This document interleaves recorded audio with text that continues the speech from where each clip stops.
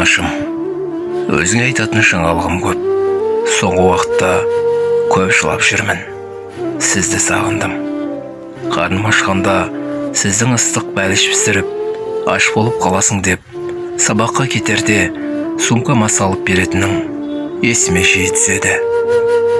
Көршіміз әрі сыныптасым Құралайдың шашын әдемілеп екі өрім қып, анасы бантик тағып беріп жатқанда да шылағым келген.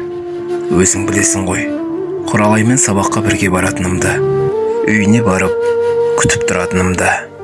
Ал менің шашымнан ешкім сипамағанына 3 жыл болды. Сізді көрмегеніме де 3 жыл. Мен ең алғаш мектепке барғанда өте бақытты едім. Өйткені жанымда өзің болдың. Сол жылы қыста мен сізді жоғалтып алдым. Анашым, көп адамдар ақ кілемге орап алып бара жатқанында да еш нәрсеге түсінбесем де, енді қайтып көрмейтінімді сезіп артыңнан жүгіргенмін. Бірақ Құралайдың анасы мені жібермей ұстап қалды. Содан бері сізді күтем. Келмедіңіз. Далаға аппақ қар жауғанда шаурап қалды-ау деп ойлап, жолға елегізе қараймын. Өткен жолы қатты жыладым. Неге екенін білесіз бе? Сіз кеткен соң әкем үйге бір бейтаныс әйелді әкеліп, енді анаңыз осы кісі дегенде дымға түсінбей шошып түскенмін. Ана елден жылуы іздеп, кемсеңдеп бетіне қарағанымда өзіме қадалған сұп-суық жанардан тайсалып, дыбыс шығара алмай үнсіз жылағам. Одан бері де 3 жыл уақыт өтті. Мен 9-ға қарадым. Кішкене ес жидым. Өзімнен басқа ешкімге арқа сүйе алмайтынымды біліп, ештеңеге шағымданбайтын болдым. Аш қалсам да үнсіз көнуді үйрендім. Әкем үнемі жұмыста. Үйде ана елмен екеуміз ғана қаламыз. Анашым, кеше сол әйел мені аяусыз қорлады. Шуған ыстыңның майы кетпеген деп жазалап далаға жалаң аяқ қуып шықты. Ақ қарда ұзақ тұрдым. Ешкім мені іздемеді.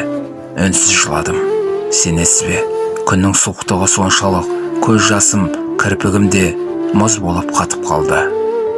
Суыққа тоңғанымнан аяқ қолым екемге келмей сіресіп қалды.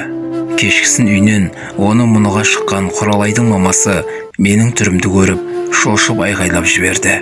Шылап жүріп, үйіне апарып, жылы көрпеге орап, ыстық шай берді. Өзіме келген соң үйге алып келіп, өгей анама, сенде жүрек бар ма? Титімдей қызды өлтіресің ғой. Сол ыдысты өзің жусаң да өлмейсің. Енді тағы осындайыңды байқасам, әкесіне айтамын, деп ұрсып кетті. Оған қысылған өгей шешем жоқ. Қорлаудың басқа амалын тауып алды. Сәл жақпай қалсам, темір аяғы бар орындықты көтертіп қояды. Оның салмағы басында білінбегенмен уақыт өтуімен көтеріп тұруға шамам жетпей, қолым мұздай темірге қарсып қалатын. Сондай сәттерде ылғи өзіңді ойлаймын, мама. Биыл қыс қатты болатын сыңайлы. Бұдан 2 жыл бұрын алған етігім аяғыма тар болып қалды. Аяғымда етігім ғажап, ақсаңдап жүргенімді көрген Құралайдың анасы Құралайдың кимей тастаған етігін берді. Ескі болса да бүтін. Анашым, сіз келгенде ештеңеге шағымданбаймын. Киімім жоқ, етігім тар деп мазаңызды алмаймын. Тек сіз келсеңіз болды. Өйткені мен басқа адамды мама дей алмай жүрмін. Сізді қатты сағындым. Сіздің мені қатты жақсы көретініңіз, еркелететінің бәрі есімде. Кейде сабақ оқып, немесе үй тірлігімен алаңдап кеткенде мені ұмытып кетті деп ойлама, анашым. Мен сіздің суретіңізді шкаптан тауып алғанмын. Оны ешкім көріп қоймасын деп көйлегімнің жеңіне салып жүрем. Сағынғанда, тоңғанда, қарным ашқанда, қасымда мейірлене құшақтап отырғандай сезінемін. Иә, мама, үнемі қасымда жүргеніңізді білем. Мен сізге жаңа жылда сыйлық бергім келген.